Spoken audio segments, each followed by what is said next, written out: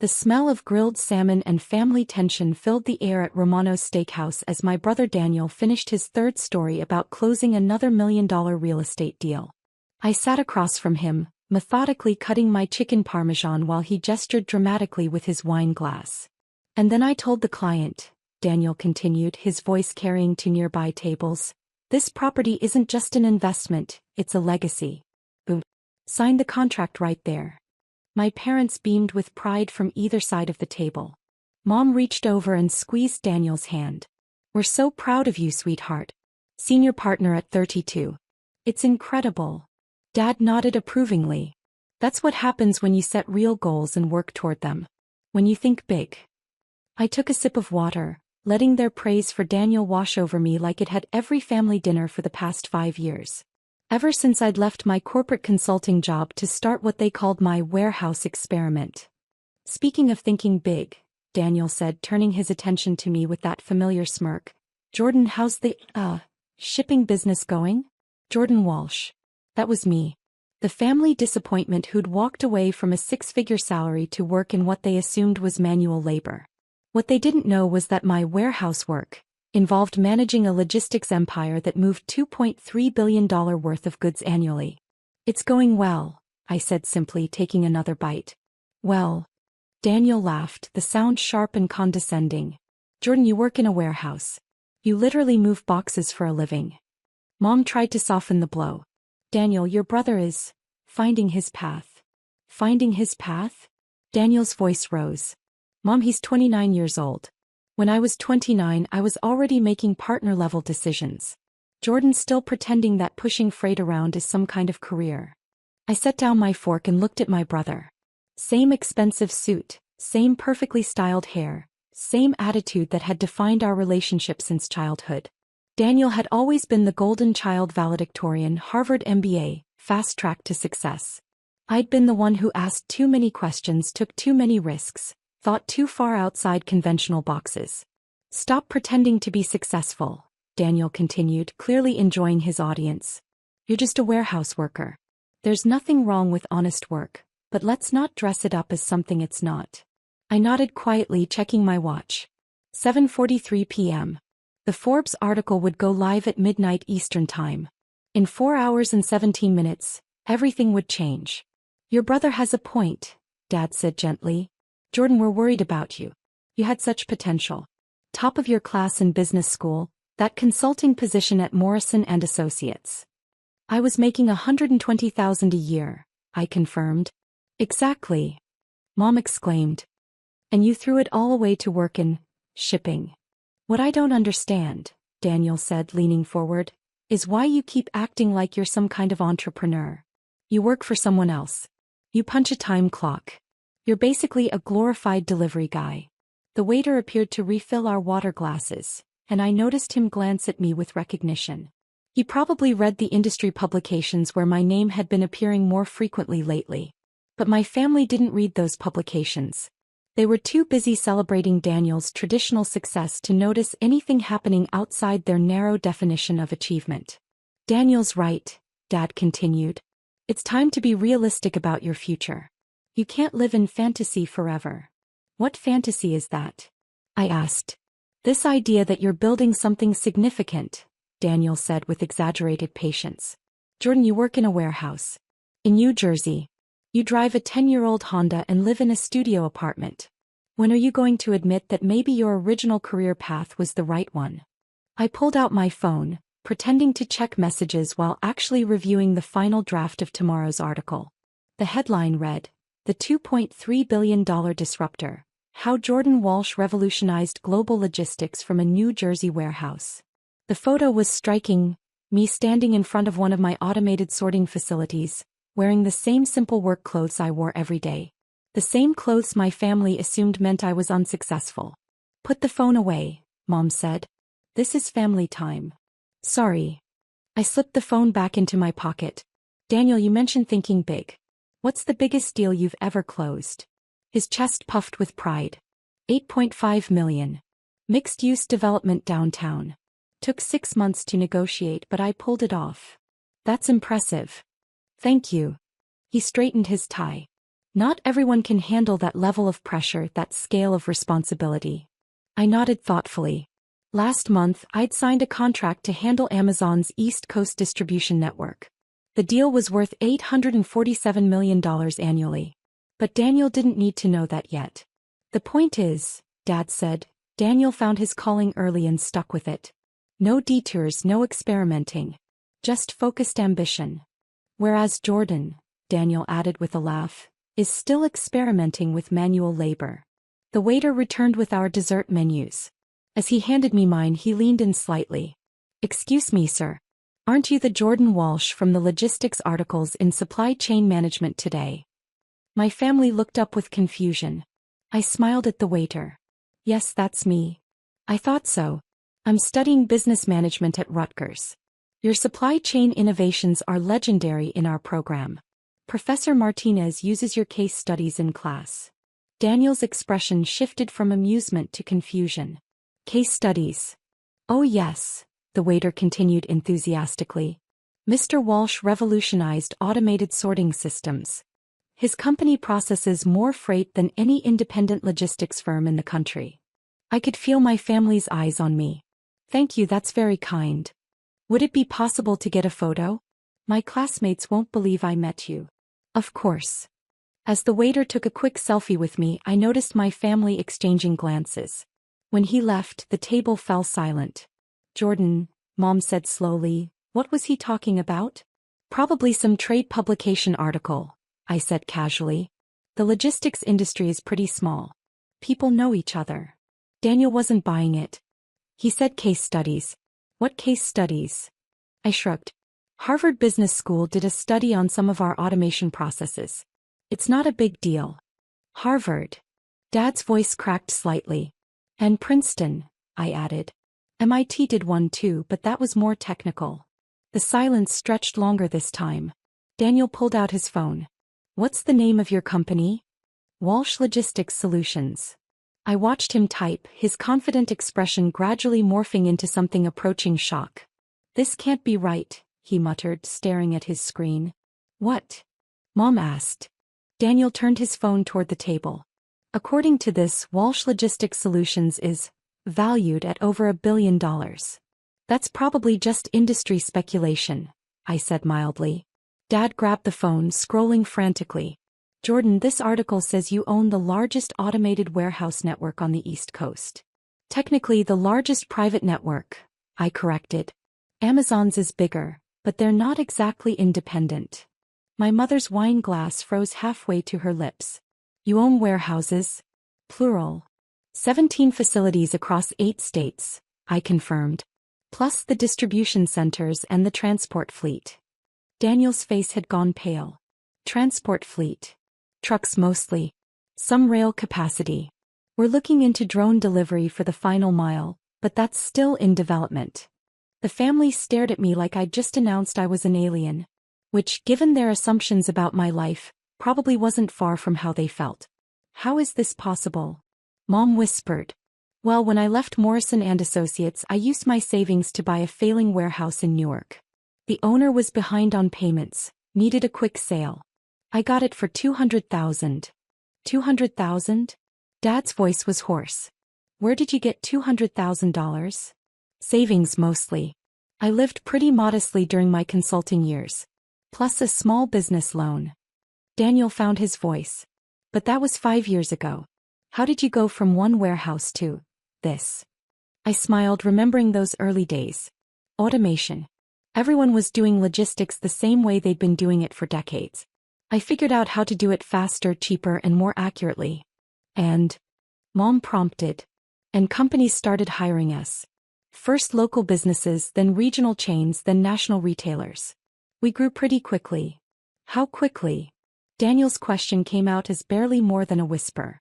The first year we did $12 million in revenue. Last year we did $2.3 billion. The number hung in the air like a physical presence. My family sat frozen, trying to process what they'd just heard. Billion. Dad repeated. With AB. With AB. Daniel's phone started buzzing. Then Mom's. Then Dad's. All at once their phones lit up with notifications. What's happening? Mom asked, checking her screen. Daniel's face went white. Forbes just published something. About Jordan. My heart rate picked up slightly. The article had gone live early. What does it say? Dad asked urgently. Daniel read from his phone, his voice shaking. The $2.3 billion disruptor. How Jordan Walsh built America's largest private logistics empire from a single New Jersey warehouse. More silence. Longer this time. There's a photo, Daniel continued weakly, of Jordan, in work clothes, standing in front of a massive automated facility. Mom grabbed the phone, staring at the screen. This is you. This is really you. That's our Newark facility, I confirmed. Our first one. We've expanded it considerably since then. Dad leaned over to look at the phone. It says here you're on the Forbes billionaire list. Just barely, I said modestly. Net worth fluctuates with the business valuation. Daniel set down his phone with shaking hands. Jordan, you're a billionaire? On paper. Most of it's tied up in the company. Most of it. Mom's voice had gone up an octave. Well, some of it. I do all right. The understatement of the century. Last month's dividend payment alone had been more than Daniel made in 2 years. I don't understand, Daniel said, running his hands through his perfectly styled hair. You work in a warehouse. You drive an old Honda. You live in a studio apartment. I work in my warehouses because I like staying close to operations. I drive an old Honda because it's reliable and efficient. And I live in a studio apartment because I travel constantly for business and don't need much space. But the clothes, Mom protested. You always look like a warehouse worker? I smiled. Because I am a warehouse worker. I just happen to own the warehouses. Daniel's phone buzzed again. Then again. And again. People are calling me, he said, staring at the screen. My colleagues. They're asking if I'm related to the Jordan Walsh from Forbes. Are you going to tell them yes? I asked. He looked at me like he'd never seen me before. I don't know what to say. You could start with an apology, Dad suggested quietly. Daniel flinched. Jordan, I'm sorry. We all are. We had no idea. No idea about what? That I was successful? That I'd built something meaningful? Or no idea because you never asked? The accusation hit home. I could see it in their faces. We thought we knew, Mom said weakly. We thought you were wasting my potential? I supplied. Throwing my life away? Being unrealistic about my future. More silence. For 5 years, I continued, every family dinner has been the same. Daniel talks about his success, you celebrate his achievements, and then you all take turns explaining why my life is a disappointment. We didn't mean it that way, Dad protested. Didn't you? Daniel just spent 20 minutes telling me I was pretending to be successful. You spent 15 minutes lecturing me about realistic expectations. Mom suggested I was finding my path, like I was some kind of lost child. Daniel's phone rang. He declined the call, but it immediately rang again. That's probably going to keep happening, I observed. The Forbes article is already trending on social media. Your friends are going to have questions. What do I tell them? He asked. Tell them the truth. Tell them your brother built a billion-dollar company while you were all telling him he was a failure. The words stung and I could see it. But they needed to sting. Jordan, Mom said carefully, we're proud of you. We always have been. Have you? Because this is the first time any of you have shown interest in my actual work. For 5 years, you've dismissed everything I've built as some kind of phase. Dad cleared his throat. We made assumptions. We were wrong. Yes, you were. But the question now is, what are you going to do about it? Daniel looked up from his phone. What do you mean? I mean, do you want to have a real relationship with me? One based on who I actually am instead of who you assumed I was? Or do you want to keep pretending that your definition of success is the only one that matters? The waiter returned, probably drawn by the obviously intense conversation happening at our table. Is everything all right here? Can I get you anything else? Actually, I said, standing up, could you bring the check? I need to get going. Of course, Mr. Walsh. As the waiter walked away, my family stared at me. You're leaving? Mom asked. I have a conference call with our Singapore office in an hour. Different time zones make scheduling challenging. Singapore. Daniel repeated. We're expanding into Asian markets. Joint venture with 3 local firms. Should add about 800 million in annual revenue if the projections hold. I pulled out my wallet, a simple leather billfold that probably looked cheap to them but had actually been custom-made by the same artisan who made wallets for Fortune 500 CEOs. Dinner's on me tonight, I said, placing my Black American Express Centurion card on the table. Daniel's eyes widened. Is that a black card? Yes. Comes with the territory. The waiter returned with the check, saw my card and nodded respectfully. Thank you, Mr. Walsh. I'll take care of this right away. As he walked away, I looked at my family. I want you all to understand something. For the past 5 years, I've been building something incredible. Something that employs over 8,000 people, serves hundreds of companies and moves billions of dollars worth of goods every year. They listened in silence. And during that entire time, my own family has treated me like a disappointment. Like someone who needed to be fixed, guided, or rescued from my own poor decisions. We didn't know, Mom said again. You didn't know because you never asked. You made assumptions based on appearances and never bothered to look deeper. The waiter returned with my card and a receipt. Thank you again, Mr. Walsh. It's been an honor. I signed the receipt, including a generous tip. Thank you. As I gathered my jacket, Daniel finally spoke. Jordan, what happens now? Between us, I mean.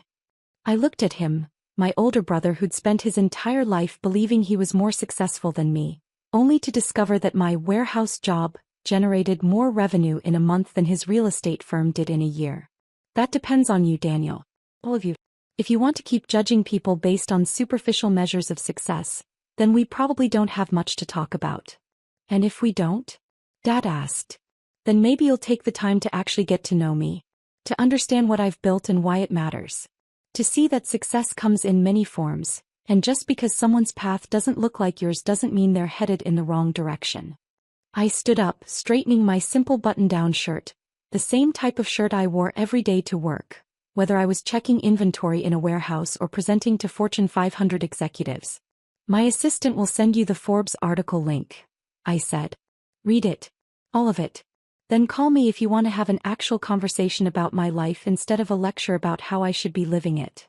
As I walked toward the restaurant exit, I could hear their phones buzzing again. Probably more calls from friends and colleagues who'd seen the article. By tomorrow, everyone in their social circles would know that the warehouse worker they'd been pitying was actually one of the most successful entrepreneurs in the country. Outside the restaurant, my driver was waiting with the car. Not the old Honda I drove to family dinners, but the Mercedes I used for business. I'd been keeping up the facade for so long that even my transportation had become part of the performance. How did it go, sir? James asked as I got into the back seat. About as expected, I replied, checking my phone. 17 missed calls, 43 text messages, and over 200 LinkedIn notifications. The Forbes article went live early. My family just found out they've been lecturing a billionaire about realistic career expectations. James chuckled. That must have been interesting. Interesting is one word for it. As we drove through the city, I thought about the conversation I'd just left behind. Part of me felt vindicated. After years of being treated like the family failure, they finally understood what I'd actually accomplished. But mostly I felt sad. Sad that it had taken a Forbes article for my own family to see my worth. Sad that they'd spent 5 years worrying about my future while I was busy building one of the most successful companies in my industry. My phone rang. Daniel. I considered not answering, but curiosity won. Hello. Jordan, it's me. I wanted to say something. What's that? I've been reading the Forbes article. All of it. And some of the other articles they reference. About your company, your innovations, your impact on the industry. I waited. I had no idea. I truly had no idea what you'd built. And I'm not just talking about the money, although that's impressive. I'm talking about what you've actually accomplished. The technology, the efficiency improvements, the jobs you've created. Thank you. No, Jordan. Thank you. Thank you for not giving up on your vision even when we all told you to. Thank you for proving that there are different ways to be successful. And thank you for showing me how small my own thinking has been. It was a start. Daniel. Yeah. Next time we have dinner, maybe you can tell me about your real estate deals and I can tell you about logistics innovations. Like actual siblings who are interested in each other's lives. I'd like that. I'd really like that. After we hung up, I leaned back in the leather seat and smiled. Maybe the Forbes article had done more than just reveal my success to the world. Maybe it had given my family a chance to see me clearly for the first time. And maybe, just maybe, we could build something better than what we'd had before. Something based on mutual respect instead of assumptions. Something worthy of people who'd learned to see past appearances to the substance underneath. My phone buzzed with another call. This time it was Mom. I answered on the second ring. Hi, Mom. Jordan, sweetheart, I just finished reading the article. All of it. And I wanted to say. Her voice caught. I wanted to say how proud I am of you. Not because of the money, but because of what you built. Because of who you are. Thanks, Mom. And I wanted to ask, would you maybe show me one of your warehouses sometime? I'd love to see what you've created. I looked out the window at the city lights, thinking about my family, my company, and the future I was still building. I'd love to show you, Mom. I'd really love to show you. Sometimes the best revenge isn't proving people wrong. Sometimes it's giving them the chance to see they were wrong and helping them become better people because of it. And sometimes, just sometimes, a Forbes cover story can heal a family that forgot how to see each other clearly. The warehouse where it all started was only 20 minutes away. Maybe it was time to bring them home.